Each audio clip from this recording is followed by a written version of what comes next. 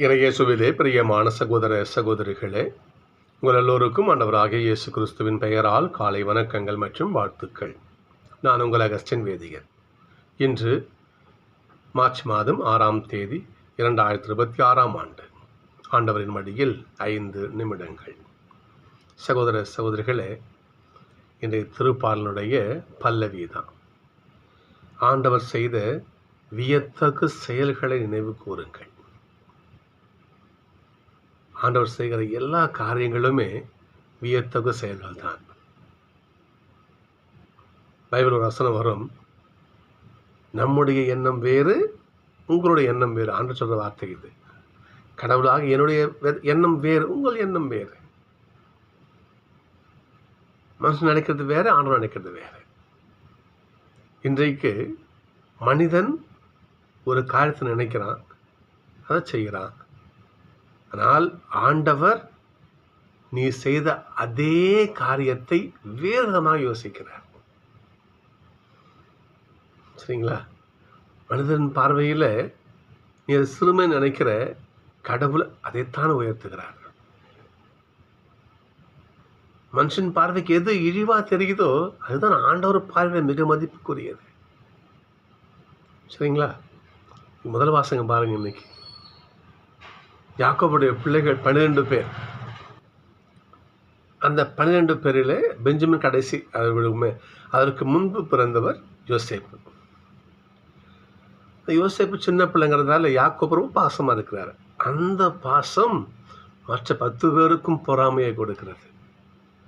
அது என்ன? அப்பா அவர் யோசேப்பு மேலே மட்டும் அவ்வளோ பிரியமாக இருக்காரு, அவனை விடக்கூடாது. பாருங்கன்றதை தூக்கி போட்டுடுறாங்க. அதுக்கப்புறம் என்ன பண்ணாங்க? தூக்கி எகிப்துக்கு 20 வெள்ளி காசுக்கு வித்துடுறாங்க. நல்லா அவங்க வச்சுக்கணும். நீ யாரை பொறாமையால் இழிவாக நினைத்து விற்றாயோ அந்த வித்தவங்கிட்ட தான் இந்த மொத்த குடும்பம் சோத்துக்கு கையேந்தும்.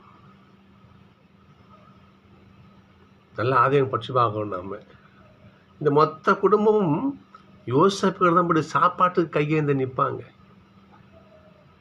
இஸ்ரேல் மிக கொடிய பஞ்சம் வரும், சாப்பாட்டுக்கு வழி இருக்காது. எகிப்துக்கு கோதுமை வாங்க, எகிப்துக்கு தானியம் வாங்க போவாங்க.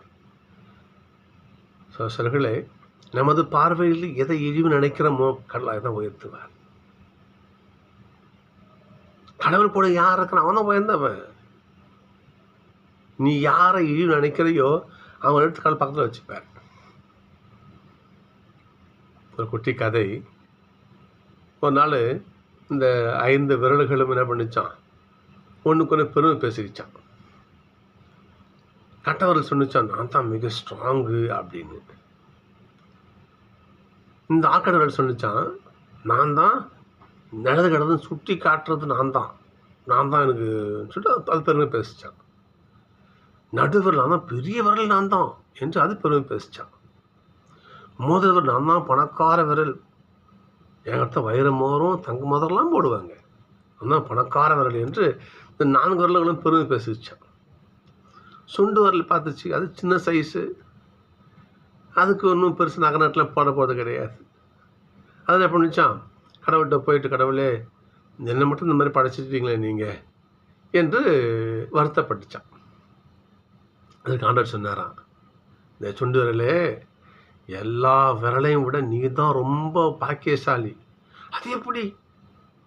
எல்லோரும் என்னை வணங்கும் பொழுது நீ தான் எனக்கு பக்கத்தில் இருப்ப, உனக்கு பின்னாடி தான் எல்லாரும் இருப்பாங்க என்று ஆண்டவர் சொன்னாராம்.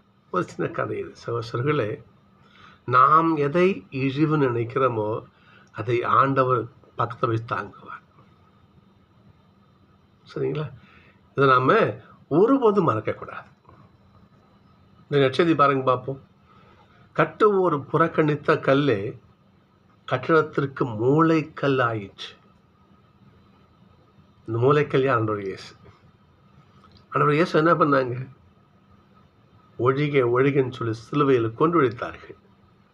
இன்றைக்கு அவர்தான் நமக்கு மீட்பு தரும் அட்சய பாத்திரம் சொல்லலாம். அவர் தான் மீட்பின் ஊற்றாக இருக்கிறார். யாரை மனிதன் வெறுத்து ஒதுக்குகிறானோ அவரைத்தான் நான் உயர்த்துகிறார். சகோதரர்களே, சமுதாயத்தில் வாழுறோம். நமக்கே ஒரு சில மனத்தாங்கலாக இருக்கும், கஷ்டமாக இருக்கும். நம்மளை எல்லாம் புரிஞ்சிக்க மாட்டேங்கிறாங்க, நம்மளை எல்லாம் வெறுத்து ஒதுக்குறாங்க, நமக்கெல்லாம் செய்ய மாட்டாங்க. கவலையே பட வேண்டாம். இந்த உலகம் உன்னை வெறுக்கிறதா? கடவுள் கூட இருக்கான்னு அர்த்தம். எசப்ப வார்த்தை இது. நோய் அற்றவனுக்கு மருத்துவம் தேவை, நோய் உற்றவனுக்கு தான் தேவை மருத்துவர். மனசு கஷ்டமா இருக்கா? கடவுள் கூட இருக்கிறாரு, தைரியமா இருங்க. இன்னைக்கு பாருங்க பார்ப்போம், கட்டுவோர் புறக்கணித்துக்கள், பரிசேயர், சதுசேயர், மனுதறிஞர்கள் கூட இந்த சீடர்களை விட்டு ஓடுறாங்க. ஐயா கெத்செமனே இடத்துல கூட இருந்தவர் எனக்கு ராயப்பர் யாருன்னே தெரியாதுன்னு சொல்றாரு. சீடர்களெல்லாம் கூட ரொம்ப வெறுத்து ஒதுக்கப்படுகிறார் ஏசப்பா. உண்மைதானே? அப்படி அந்த நிலையில் இருந்த அவரைத்தான் தந்தையானவர் மீட்பின் கருவியாக உயர்த்துகிறார். சகோதரர்களே, எல்லாம் எனக்கு வெறுத்து ஒதுக்குறாங்க, என்னை நேசிக்க மாட்டுறாங்க, அன்பு செய்ய மாட்டுறாங்க, என் மேலே இல்லாத பொருளாக சொல்கிறாங்க, கவலையே படாதீங்க. கடவுள் நம்மோடு இருக்கிறார். சகோதரர்களே, பிற வெறுத்து ஒதுக்கும் பொழுது மனம் தளராமல் ஆண்டுடைய பாதத்தை அண்டி செல்லுவோம்.